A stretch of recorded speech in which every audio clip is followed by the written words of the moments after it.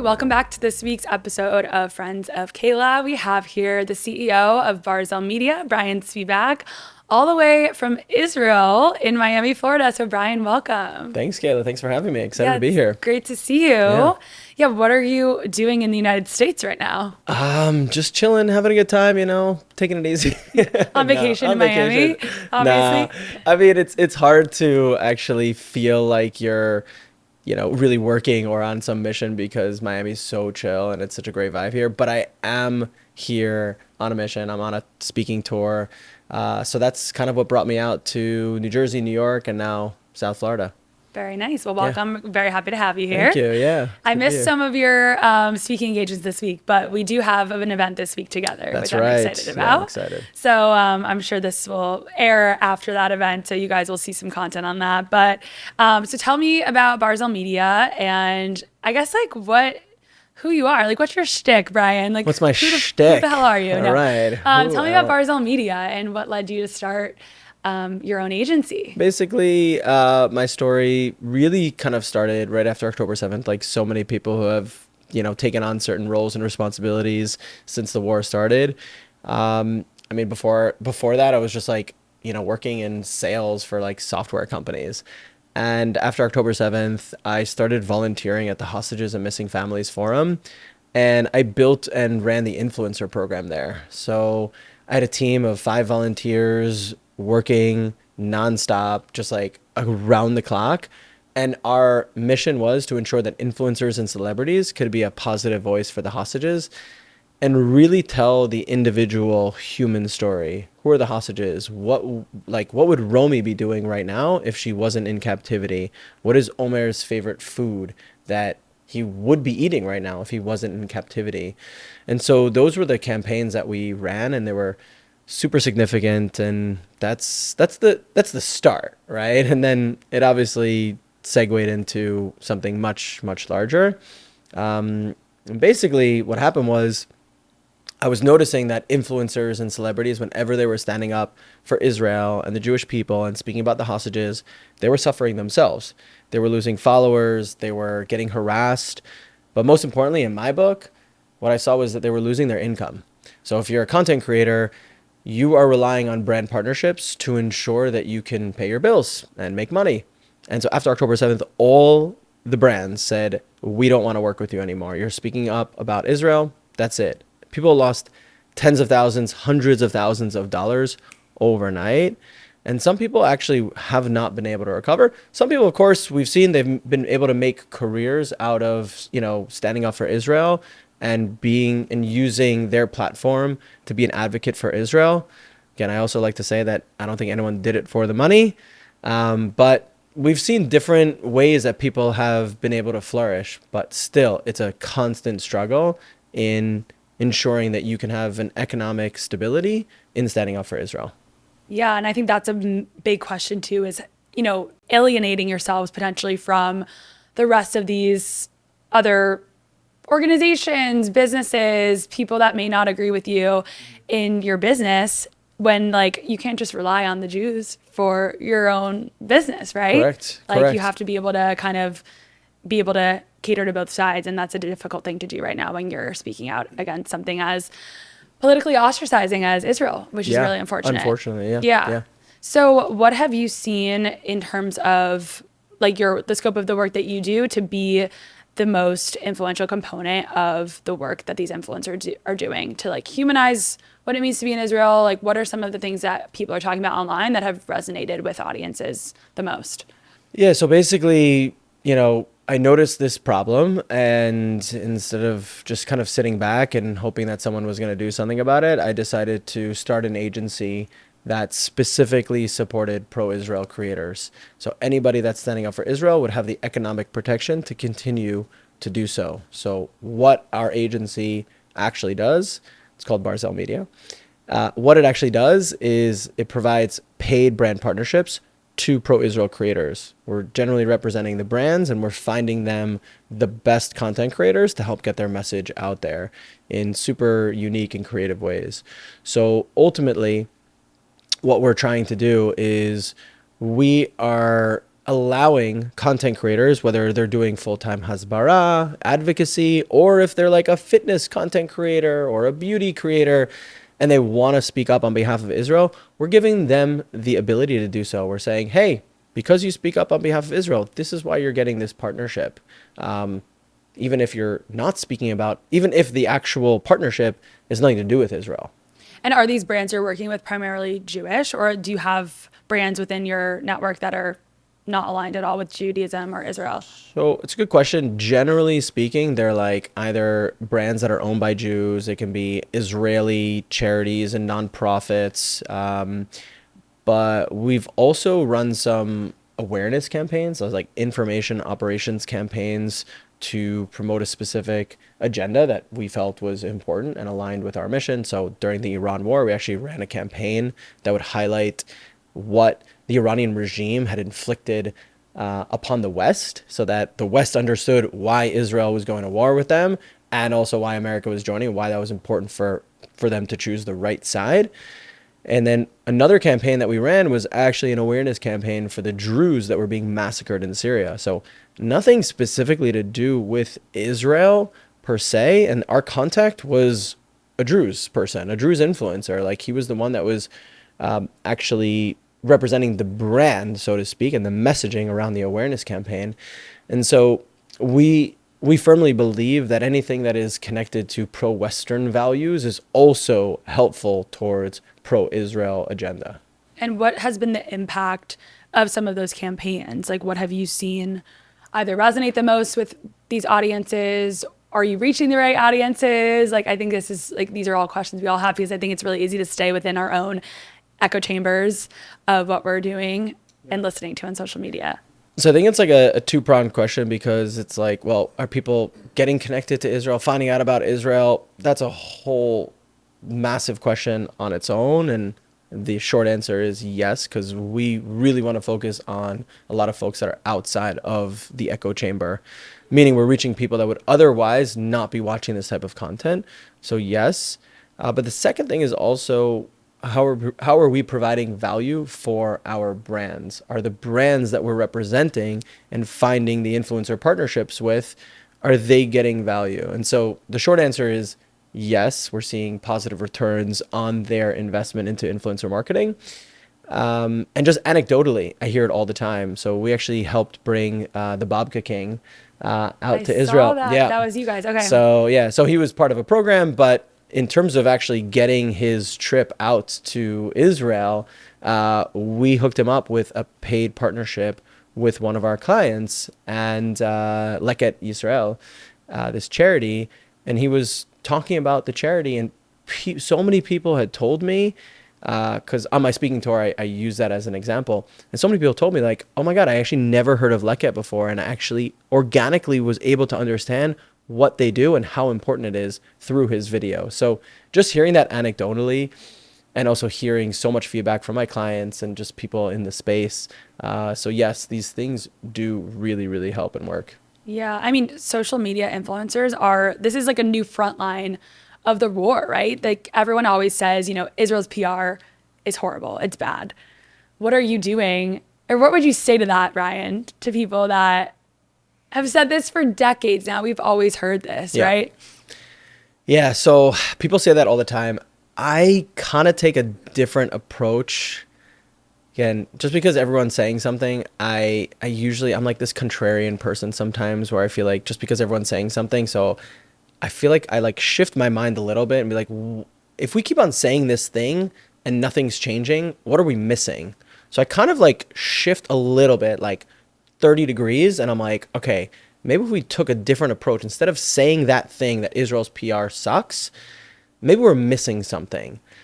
And so my approach is different, which is, it's not that Israel's PR is so bad, it's that the infrastructure that we were so heavily reliant on broke down after October 7th.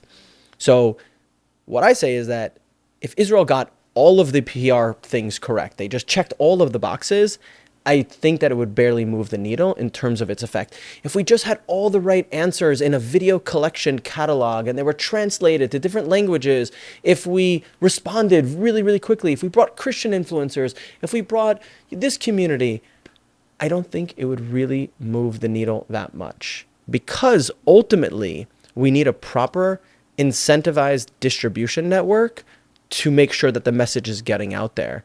And that's what we had before October 7th. People were coming to Israel and feeling free to post about Israel in like a positive way for the most part. Again, you had your like just haters no matter what. But now you have people who in their heart are pro-Israel or they're Jewish, and they will not talk about Israel. Meaning, if you're, let's say, a content creator in like the gluten-free space, and you wanna, and you're Jewish, and there's something happens in Israel, and you want to talk about it, you're not going to do it. So, a terrorist attack or some positive news, you're not going to talk about it. Yet the other side is free and happy to talk about Palestine, and happy to like just blame Israel for all this stuff. So we have this massive imbalance. So how do we get these influencers back to the table where they're like, yeah, I'll talk about Israel, because the same way I would talk about like LGBTQ rights or, what's going on in Ukraine. Why is Israel off the table now? So we need to repair that system that broke down after October 7th. And that's the thing that we're actually building and working on, and have a system in place to actually address that. Yeah, I mean, a lot of content creators, people that rely on this for their sole income, are potentially putting their career at risk, right? By posting about Israel.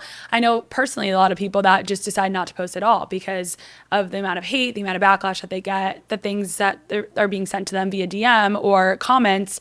So I feel like that's part of the problem, right? Like that's what's obviously discouraging people from posting. How do we fix that? How do we fix that? Of course, that's absolutely the problem. That's not even the infrastructure. That's just that's prior to the infrastructure. That's just Israel as a whole and what society thinks Israel is, which is, we know it's not. You're right. It's not the actual infrastructure, but if it's all of the actual distribution channels that have disappeared, right? So it's not literally the delivery of the information, but it's the actual sources of information. So that's what I mean by the distribution method is completely broken, because you have people who are disincentivized to speak up on behalf of Israel, even though they want to. There's somebody who's here in Florida. I don't want to name her by name, but she's like a fashion influencer. She speaks publicly all around the world, even in the Middle East. She loves Israel. She goes to Israel and she talks about Israel all the time. She doesn't care. Her team says to her every single day, please don't post about Israel. Please don't. Why? Because they know that that's going to affect the revenue coming in to her business. And that affects them. That affects her team. And so they're being smart. They're not being bigoted by saying, please don't post about Israel. So what Barzel Media is doing, we've actually created an incentivized accelerator program, which actually pumps money in to influencers to promote pro-Israel brands. Okay, these are brands that are just owned by Jews. These are startups that are struggling to actually do influencer marketing right now because it's a massive barrier to entry. It's very, very expensive. So you have startups here on one side that can't afford to do influencer marketing. You have Israel's PR that is completely broken. And you have influencers over here that have not gotten paid and are afraid to speak up on behalf of Israel. So what we're doing is we have this accelerator fund that pumps money in, pays influencers directly to promote these brands. And now all of a sudden you have an incentivized entire ecosystem that didn't exist before. It wouldn't have existed before October 7th because these brands actually couldn't afford it. So we're actually creating an entire flywheel system that actually repairs what was broken before October 7th and actually helps Israeli startups thrive. And businesses, right? And it's businesses. More that this is more than just a political social media game. It's a way of helping. Exactly. Jewish-owned, It covers Israeli-owned businesses. It covers three massive components. So that's one of the things that I'm talking about on my speaking tour is sharing this accelerator fund. That's awesome. Yeah. So yeah, I've heard you talk a lot about like the role that business can play in supporting Israel, and you talk a lot about this phrase, the economic Iron Dome. Can you share what that phrase means to you and how that maybe is working today in practice? Yeah, so the economic Iron Dome. Yeah, I think it's kind of catchy, right? It is Yeah, catchy. I yeah, like it. I yeah, like yeah. this phrase. So actually, this funny. There's like two people that are claiming that they gave me that idea. I really don't remember how it came about. Probably one of the two of them is correct, You're right? about to get in a legal battle Yeah. here. Stealing Every single names. time I like use that word, one of them comments and says, yeah, like, waiting for my royalty check in a joking way, but it's kind of funny. But it is a great name. And the reason why it's such a great name is because Barzel means iron in Hebrew. And so the Iron Dome is called Kippat Barzel. And so we are trying to create this protective economic Iron Dome to ensure that anybody who's using their voice and standing up for Israel and the Jewish people has that economic protection, which is the Iron Dome. So that's why we're calling ourselves the economic Iron Dome for Israel and the Jewish people.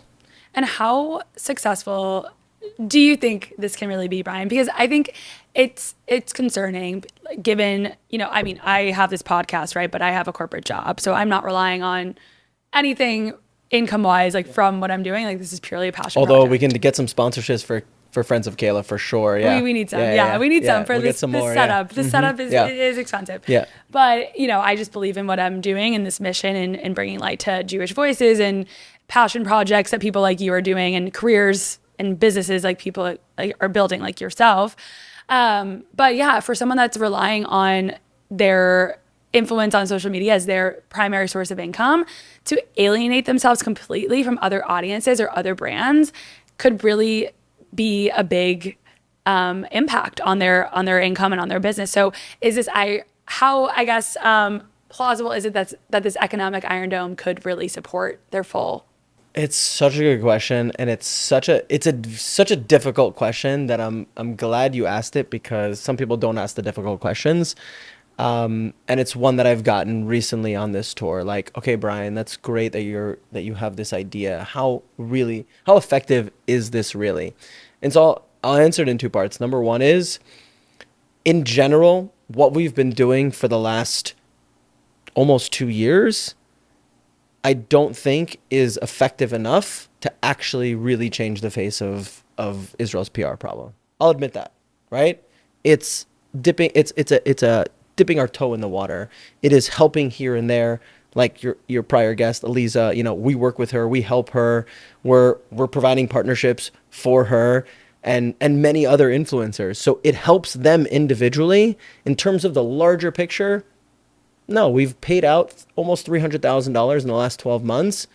That's a lot from my perspective, but it's a little from, in the grand scheme of things. Yeah. But yeah. the accelerator fund that I am launching right now actually has the scalable capability to really affect Israel's PR and really change the entire game. If we we're initially trying to raise $250,000, which would fund 12 startups and fund dozens of influencers to promote this. But our larger goal is $5 million. But even if we deploy all of that, what I imagine will happen and what I hope will happen is that we will get to a place where it's okay to talk about Israel again. Like, let's get back to that place prior to October 7th where it's fine. If we get enough people talking about it and it's like, yeah, no, I'm cool. Like, I don't need to worry about losing a partnership. I have partnerships coming in, and we normalize that again, that it's okay to talk about Israel in a positive way. That's where I want to get back to. And I think it starts with this $250K, $5 million, and eventually that organically spreads throughout the industry. Yeah. And again, it's not going to happen overnight, but I see your vision. And I think where I'm coming from too is taking this outside of like the influencer world, like people that are founders and CEOs of their own businesses.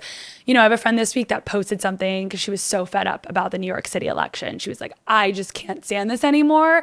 I need to speak out against this. She's a Jewish founder in New York City. And she posted like a minute or two long video, immediately got, she got a lot of support, but she also got a lot of hate comments and people calling her xenophobic and, saying she's Islamophobic for speaking out against the, the mayoral elect of New York City. And I was like, good for you for speaking out. But her family was like, you need to take this down. Like, you have a business. You're going to lose business from your non-Jewish, your non-Israeli partners. Take this down. And she did. And I don't blame her for that, you know?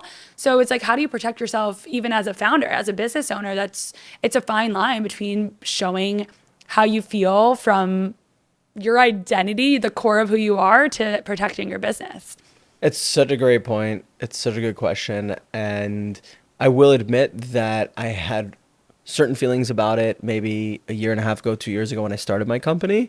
And I've changed my approach and my response to this since. I used to say, no matter what, use your voice, whatever platform you have, use your voice, use it, use it, use it. Now I think we need to be more strategic. And we can't just use our voice just because we have a voice. I always say to people, how can we be the most effective? And sometimes, sadly, people aren't going to like this line, but actually being silent about your personal political views is sometimes the best way to go. Meaning, don't damage your business because you want to use your business platform to speak up like that. Make your money and then use your money to influence, or influence silently on the side. Have discussions, have people in your home. You're part of different groups. Maybe you have ERGs, employee resource groups. Maybe you have your yoga group. Maybe you have meetups, whatever the case might be. Influence there. And sometimes we think that just because we have a phone in our pocket, we should use our phone all the time. And it kind of scratches that itch for us and we feel satisfied, like, oh, we used our voice to... There's so much more that we actually can do to be really influential and effective. But specifically when it comes to business owners and businesses, I think that they should be actually more careful because they can be more effective if they were more careful about it. Because what I say to them is, don't necessarily use your voice to speak up on behalf of Israel, but silently through these back channels, say, you know what? I'm going to hire an influencer who happens to be pro-Israel. Meaning, they're not posting about Israel every day. I'm not asking them to post about Israel, but I'm hiring them to ensure Israel's constantly in the picture. That's the key component. It's interesting you say that because this girl and I were chatting and she's like, I'm going to help you since you have the platform we're going to craft something together and let's get a message out there about this election and why, whatever it was. So that is her way of helping, which is absolutely in line with what you just said. But I think what's unfortunate is that the fact that these people feel like they need to hold their opinions when, you know, everyone else feels that they can freely speak online about their own opinions. And the fact that that is going to impact a business it sucks because social media, let's be real, it is the main outlet of information nowadays. Correct. Yeah. And the major way to influence. Yeah. I had somebody at one of my talks here in Miami, and she owns actually, I won't say the industry, just I don't want to call her out or anything, but she, you know, has a business and she works globally, internationally. She actually has some clients in the Middle East, not in Israel. And she sells to very, very wealthy business groups and individuals. And post October 7th, she got so much internal hate from her community saying, why aren't you posting about Israel? Why aren't you showing up? Why aren't you using your voice? You have, you know, hundreds of thousands of followers on your business platform. Like, use that voice. And she's like, no, I don't. She debated and deliberated for a long time. And she finally decided she's not going to do it. She's going to make her money, use that money that this Lebanese client paid her and be like, yeah, your money that you're paying me is going to Israel. Like, that's her way of winning. And again, 2 years ago, I would have disagreed with her, but she's so right. And we need to think, how can we actually be effective as opposed to just making us feel good? And I think also a big thing that I personally have been grappling with is, you know, now that we're in this kind of, I don't know, it's not post October 7th because it's been post October 7th, but our hostages are home. A large part of what we were fighting for in Gaza is over. Thank God. But, you know, I think now it's easy to, especially being a diaspora Jew, someone that's living here, it's not in the forefront of my everyday thinking about Israel as it was when the hostages were still there, right? So it's like, how do we maintain this, our identity and the conversations around Judaism, around Israel at times when things seem a little less crazy and a little less catastrophic? Yeah, yeah. I think it's something that a lot of people are like struggling with right now. They're like, wait, okay, so the war's over. But also it's not But also it's really not, right? over. Yeah, yeah. It's So, like but it's just this weird in it's between. this weird in between. Yeah. But then people are starting to think, oh, like, what do I do next? Right? Like, I have a podcast, I have a YouTube channel, I have this charity, I have whatever it is, and people are starting to have this like introspection. And so I think a lot of people are asking that question to themselves. I think for me personally, and I think for our network, it's really important that we take advantage of the time that we have where it's like things are a little bit calm and build up ourselves to be as strong as possible, right? It's kind of like, when you're at war, it's like literally if you have an army, you're like, throwing everything you can at it. And then finally there's some peace. You're not sitting back and being like, all right, cool, like I'll just wait for the next one. No, you're building up your defenses. You're using what you learned over the last 2 years to ensure that when this happens again, you are protected. And what I mean by you, I'm saying the Jewish people from a PR perspective and from a defensible, physically and verbally and emotionally and psychologically, that whole infrastructure, that we are protected. That means that we have to have a strong army. We need to have a strong diaspora, like physically. Right? Sammy Yahud, he's here also on a speaking tour talking about how Jews need to be strong, peace through strength. Right? He's somebody that I love his message so much, and he's somebody that we work with. Like physical strength, right? Physical strength. Protect our Jewish community by learning Krav Maga, learning self-defense, learning how to protect ourselves. We need to be strong Jews, both physically and also in the digital space as well. So now is this critical time. We need to make sure that we have the infrastructure in place so that if something big happens again and there's a major attack on Jews, not physically or just in the sphere, that we know exactly how to respond, because they were ready for this and they completely destroyed us from the digital and the PR front. And we need to make sure that we are prepared. And that's what we're building now. Yeah. It's really just finding the motivation. It's like when something large scale happens, like October 7th, or some horrible anti-Semitic incident, it's easy for us to all get riled up and post about it and talk about it. And then when things are a little bit quieter, it's like we don't feel as motivated. So I think it's just finding, maybe it's not the motivation, but it's just making sure that day to day we're still keeping this at the forefront of our minds, whether that's like a reminder in my phone or I don't know. But I think that's something, and maybe that goes back to like community building and groups and things that we can do outside of like the social media landscape too. Yeah. So I think also it's one of the things that I thought about in building Barzel Media, because I would always get the question, what's going to happen when the hostages come home, or what's going to happen when the war ends? And I'm like, what I'm building works even if there is no issue with Judaism. There's no issue with Israel whatsoever. It's an agency that provides paid partnerships to influencers. It's just an influencer marketing agency. Sure, we have a specific lens to it. That's it. It is a fully functional for-profit business, an agency. That's it. So it works no matter what. I'm just going to be reaching out to the folks that are pro-Israel. Those are the ones that I'm going to continue making sure that they are supported. Yeah, I mean, that's the bottom line is we can't stop just because the war is over. Yeah. We need to continue. So having your agency and supporting all of these influencers out there to continue to create content, continue to be a voice is crucial to our PR nightmare, as they may say. Yeah.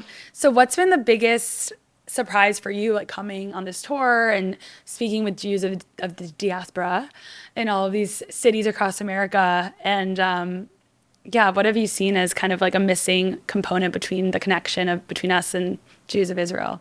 Wow.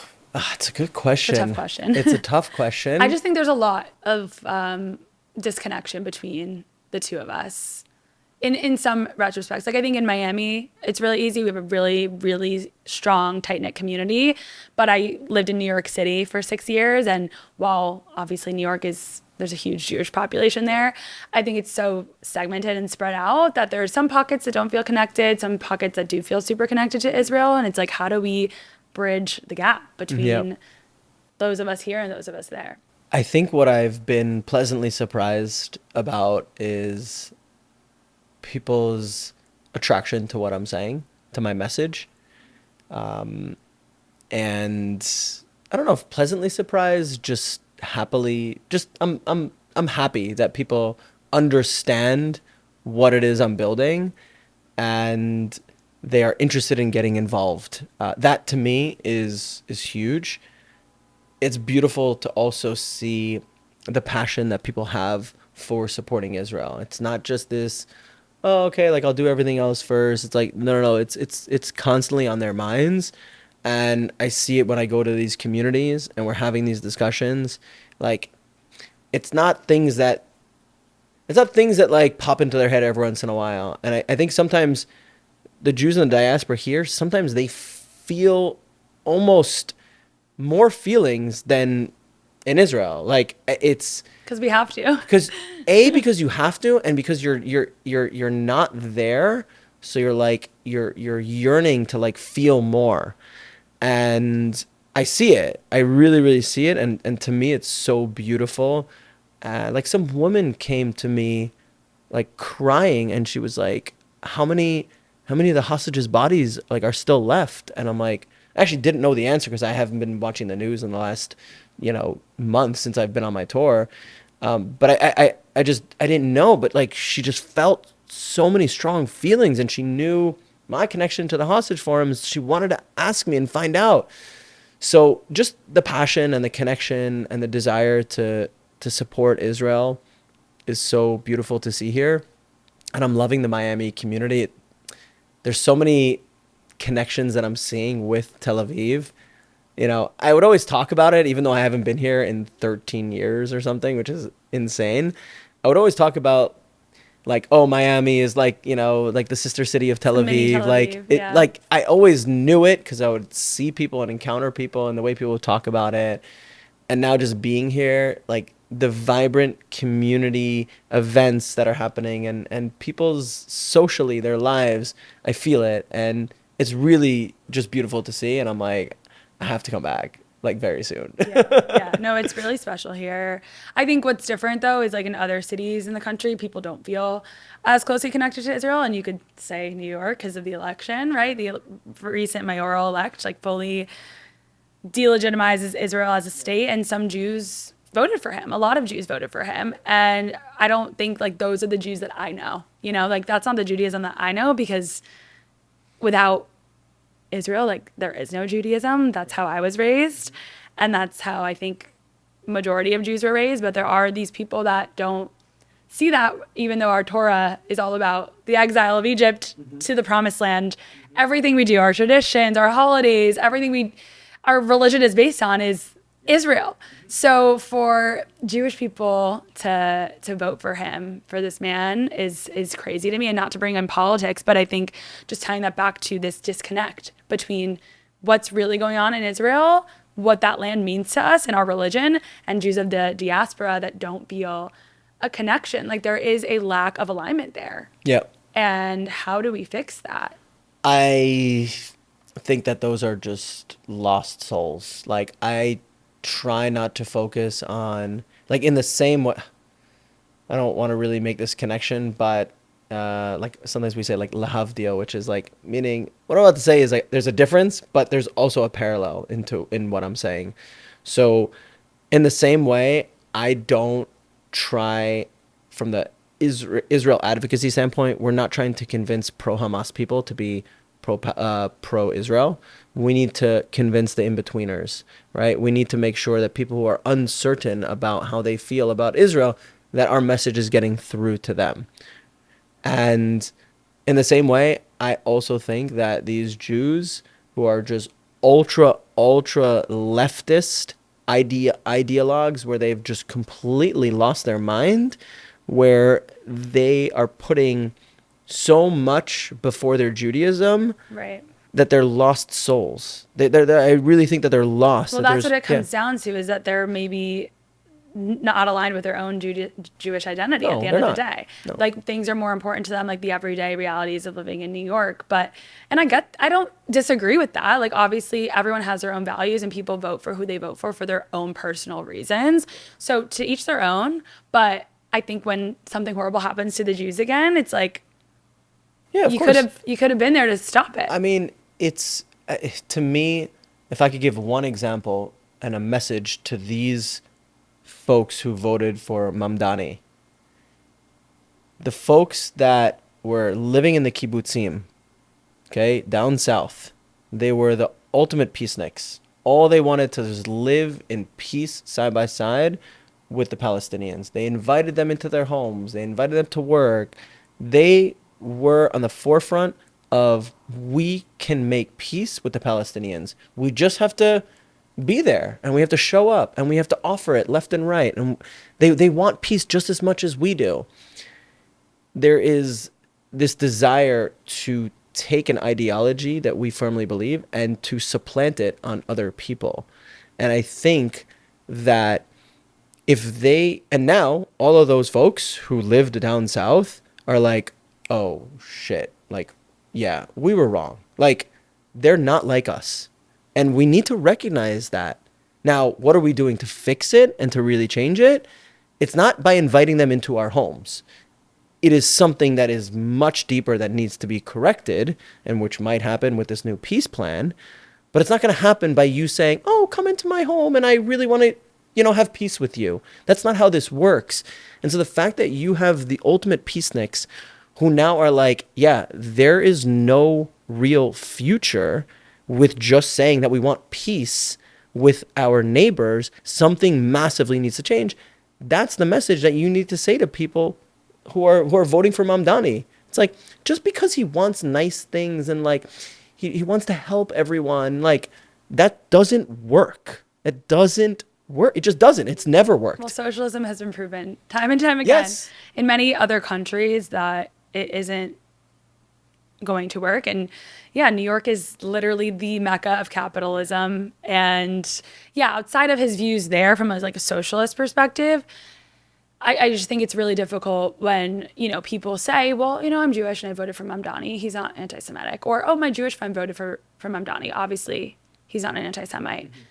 At the end of the day, this man is denouncing, can't condemn the actions of Hamas. He can't condemn someone for saying that 9/11 in America was deserved. Yes. He also is firmly against any sort of state of Israel. He doesn't believe in a two-state solution. He doesn't believe in peace. Do you not realize that that directly impacts you as a Jew in the diaspora? Like, whether you want to believe that or not, Israel is central to our Jewish identity. And I think that that's the missing piece here, is that for some reason, these people don't see that as so vital to their success in a Jewish life. The biggest problem that people have with playing identity politics or just their political beliefs is when something that they so fundamentally believed in their whole life is upended. It doesn't compute in their brain. So they feel so strongly about looking out for the little guy and helping, people who can't afford rent, and all the things that Mamdani stands for are technically, what he talks about are good things, right? I just want to help this. I want to do this. That speaks to them and who they are. So they're like, I love this. This is everything that I believe in.